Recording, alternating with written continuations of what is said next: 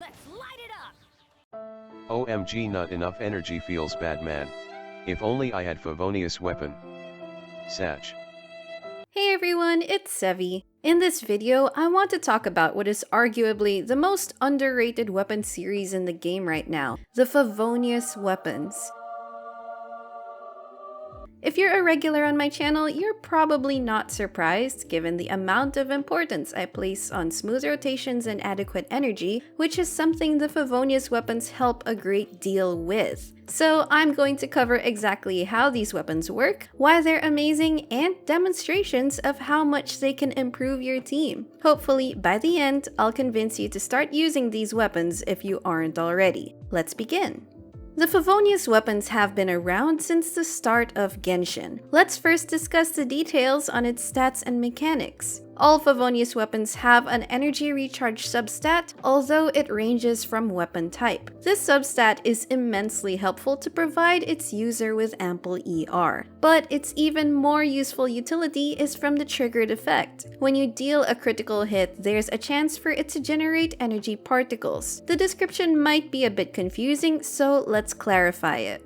The Favonius weapon generates 3 non-elemental particles, contrary to what it says that it's quote-unquote an elemental particle. An elemental particle is attached to a certain element, like a hydro or pyro particle, but the Favonius's is just a white non-elemental particle. A non-elemental particle alone gives 2 energy, and since the Favonius generates 3 of these particles, it gives 6 energy in total. But the description is a bit ambiguous, as it might be accidentally misinterpreted as a particle giving 6 energy each, but again, that's already the total. Another energy mechanic to note is that off-field characters don't gain the same amount of energy compared to the active character when you catch a particle. While the active character gets the full value, the inactive characters get only 60% of it. So, for example, in this 4-party team, if Ayato caught 3 of those Favonius-generated particles, he gets 6 energy back, while the other 3 party members will only get 3.6 each. Then there's another energy mechanic at play, and that's energy recharge. ER increases the energy gained from particles based on the ER stat percentage. So, going back to the Favonius's particles, if the active character has 200% energy, then 200% or double of 6 energy is 12. This applies for inactive characters too.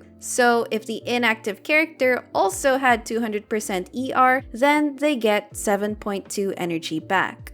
There are some conditions you have to take note of to enjoy these effects. 1, this can only be triggered when the equipped character is on the field. 2, you need to deal a critical hit, which means that you have to build some amount of crit rate on the equipped character. Well, some would say putting a crit rate circlet is the solution for this. I personally have never done this and would just recommend that it's enough to get crit rate from substats, but that's up to you. On some characters who can deal AoE damage, there are better chances of proccing a crit against multiple enemies. If that still didn't work, then you can just continue doing normal attacks on the enemy multiple times, which increases your chances of proccing a crit hit. If it's equipped on an archer, then you can just quickly hit a weak point to guarantee a crit.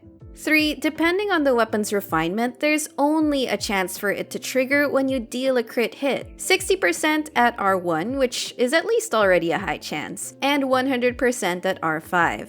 And lastly, the effect can only be procced every few seconds, and that cooldown time gets reduced with refinements. These aren't exactly major limitations, just things you have to adjust around and keep in mind.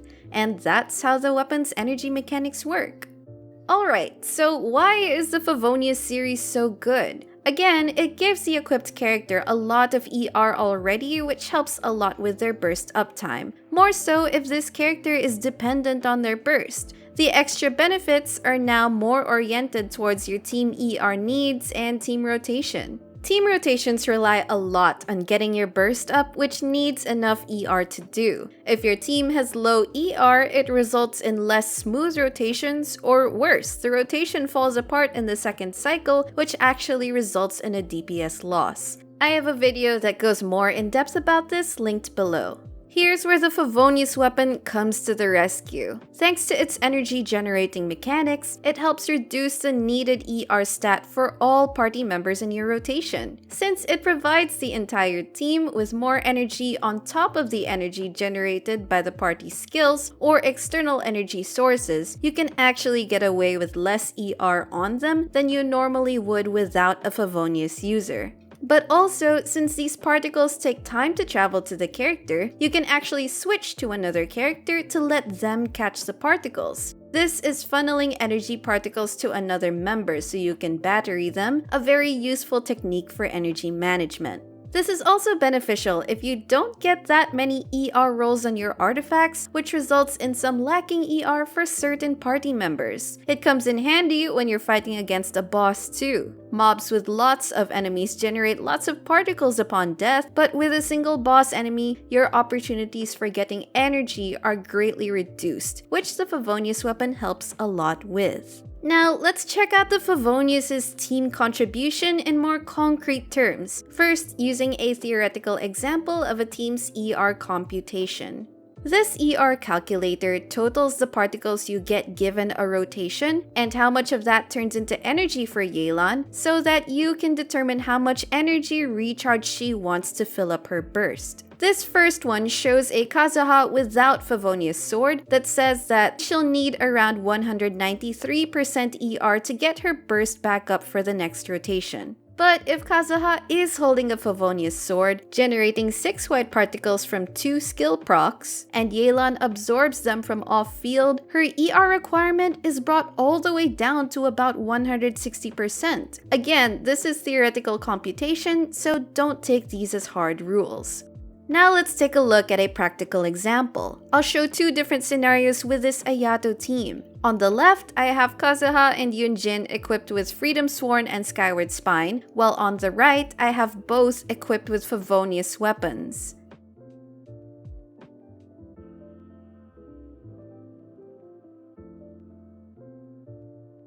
As you can see, the team with the Favonius users kept its rotation going very smoothly thanks to having enough energy generation from the Favonius effect. All their bursts are ready despite only fighting a single boss, whereas the other team didn't have their burst uptimes ready on the second rotation, which means that the affected teammates are lacking ER and would need more ER or energy particles to match the other team's smooth rotation. That's the power of a Favonius weapon. For me, the quality of life in gameplay experience and feeling of having your burst consistently ready, especially in time battles, is extremely satisfying.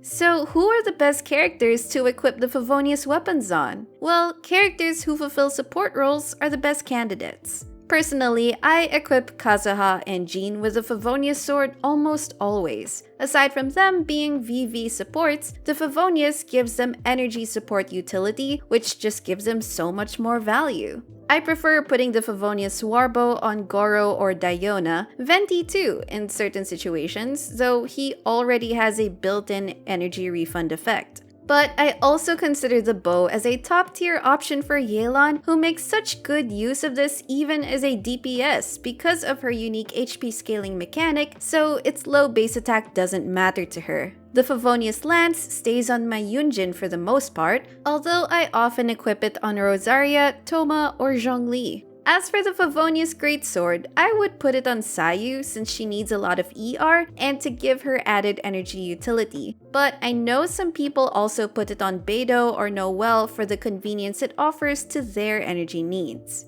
Then the Favonius Codex can be put on Sucrose or Mona to help with their personal ER and the team's rotations. The Favonius series can really be equipped on so many other characters, though it's generally equipped on supports since you'd want your DPSs to have weapons that improve their offense more. Overall, the benefits it gives are universally advantageous for team energy and rotations. So what about you? Have you been putting your Favonius weapons to good use? Let me know in the comments if you already do or if you'll maybe start doing so now. If you enjoyed this video, don't forget to leave a like, consider subscribing to my channel if you haven't already for more Genshin Impact guides and content, and I will see you all soon.